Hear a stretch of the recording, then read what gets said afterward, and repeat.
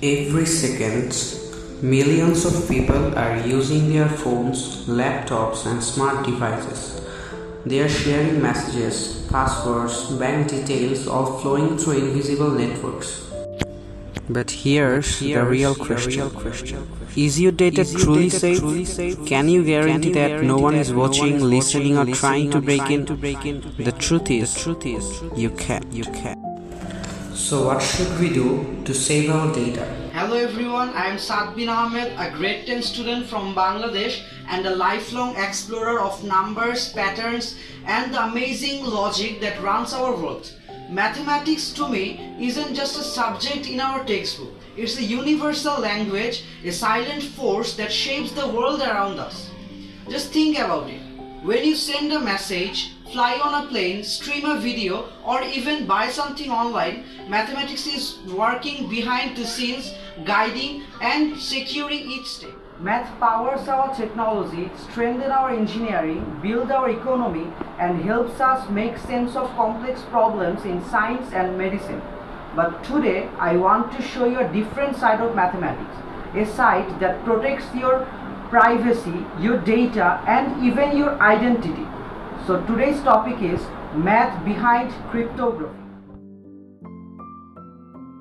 The name of my presentation is The Silent Guardians: How Prime Numbers Secure Our Digital Life. But now the question is, what is cryptography? What is cryptography? Cryptography is the practice and study of techniques for secure communication in the presence of adversaries. In simpler terms, it's about making information unreadable to anyone except the intended recipients and ensuring that the information hasn't been tampered with. The core concepts are: first, encryption, the process of converting readable information into an unreadable scrambled format. Then decryption, the reverse process of converting ciphertext back into plain text so it can be read by the authorized recipient. Then key, a secret piece of information used in conjunction with an algorithm to encrypt and decrypt data.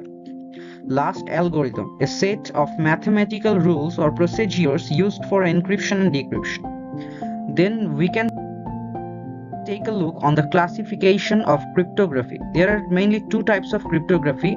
One, symmetric key cryptography, and the last, asymmetric key cryptography. Cryptography is everywhere, even if you don't see it. It is the unseen guardian of the digital world, working tirelessly behind the scenes to keep your information secure. Let's take a look on the uses of cryptography. It protects your passwords and secures your messages from hacking. Secures your online shopping. Protects files and databases in cloud storage. It is used in banking systems to secure transactions. Behind every encrypted message lies the quiet brilliance of mathematics. From prime numbers that are easy to multiply but hard to reverse to modular arithmetic, math that wraps around like a clock, math is everywhere. It is not just math on paper, it's the math which protects your identity, your data and your digital life. So that's the magic of modern encryption. What are prime numbers? What are prime numbers? They are actually the building blocks of encryption. The definition is: a prime number is a number greater than 1 that has no positive divisors other than 1 and itself. Examples of prime numbers are 2, 3, 5, 7, 11, 13, etc. Then why it matters in cryptography? Because they are easy to multiply, hard to factor back, and that's the secret to modern encryption. Now we are gonna introduce with modular arithmetic. So what is it? It's math where numbers wrap around after reaching a certain value, just like a clock. Example of it: on a 12-hour clock, 15 mod 12 equals to 3 because 15 hours after 12 o'clock lands at 3 o'clock. Definition: A mod B means the remainder when A is divided by B. Example: 17 mod 5 equals to 2, 8 mod 3 equals to 2.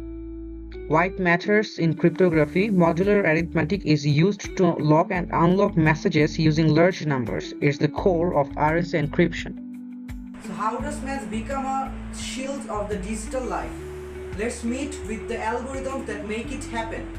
Some of the most famous algorithms in the world of cryptography are AES, RSA, DES and 3DES, Diffie-Hellman key exchange and SHFM. Among all of these powerful algorithms, one stands tall, which is the RSA. But how does it actually work? Let me show you a real example where prime numbers, modular math and a little genius comes together to protect your privacy. Now we are going to introduce with the RSA algorithm and how mathematics is working behind it. Before that, we need to know a topic which is semi-prime number. A semi-prime number is a natural number that is the product of exactly two prime numbers which may or may not be the same. For example, 4, 6 and 9 are semi-primes because they are the product of two prime numbers. Let's see an example of RSA. I am now showing you how to generate a key. First of all, you need to select two prime numbers. Let's see, the prime numbers are P and Q. Then we need to calculate the product P into Q. After that, we need to calculate the totient function phi of P into Q. Let's see what is a totient function. The totient function, also known as Euler's totient function or phi function, counts the number of positive integers less than or equal to n that are relatively prime to n.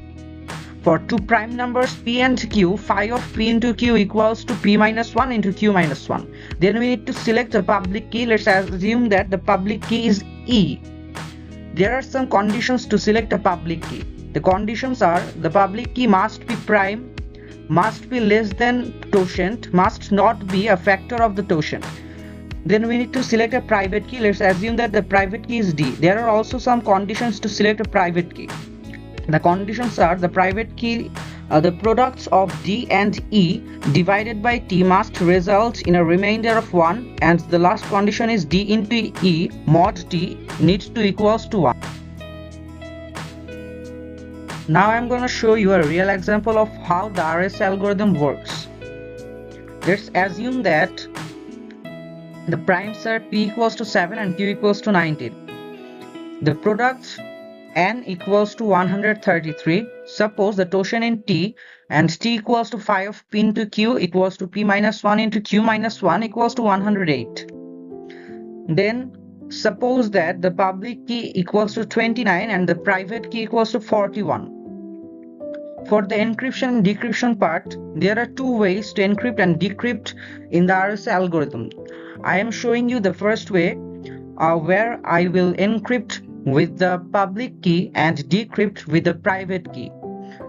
The encryption formula is message to the power e mod n equals to ciphertext, and to decrypt we need to follow the decryption formula, which is cipher to the power d mod n equals to the message. So let's assume that the message equals to 60.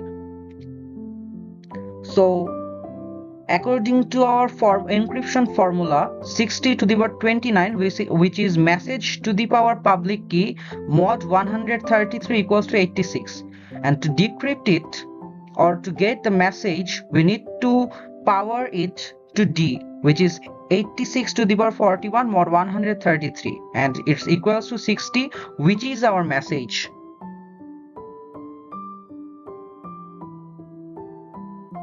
I'm now showing you another way of RSA encryption and decryption. In this way, we will encrypt with the private key and decrypt with the public key. The encryption formula follows that message to the power D mod n equals to ciphertext, and decryption formula is cipher to the power e mod n equals to message. Assume that the message equals to 60. So we will encrypt with this formula 60 to the power 41, which is message to the power D mod n or mod 133 equals to 72. Then we will power 72 to the power e, which is 29. So 72 to the power 29 mod 133 equals to 60. So we can find our message here. So why is RSA so secure? Because it's easy to multiply to large prime numbers, but it's extremely hard to figure out what those primes were if you are only given their product. For example, multiplying through 300-digit primes is fast, but breaking them apart takes modern supercomputers millions of years. The main mathematical problem RSA depends on is called the integer factorization problem. The known classical algorithm can solve the problem efficiently, even with the fastest computers today. This is why a 2048-bit RSA-Q, which involves two huge primes, is practically unbreakable with current technology. And that's the beauty of it. A simple idea in number theory becomes an unbreakable wall in cyber security. And that's why mathematics isn't just powerful, it's essential for our digital life. Without prime number, there is no privacy. In a world of data, mathematics is our invisible shield. It empowers and guides us in our digital life. So this is the magic of math, and this is the heart of cryptography. Thanks for watching my video, and let's say together, master the future with the logic of math.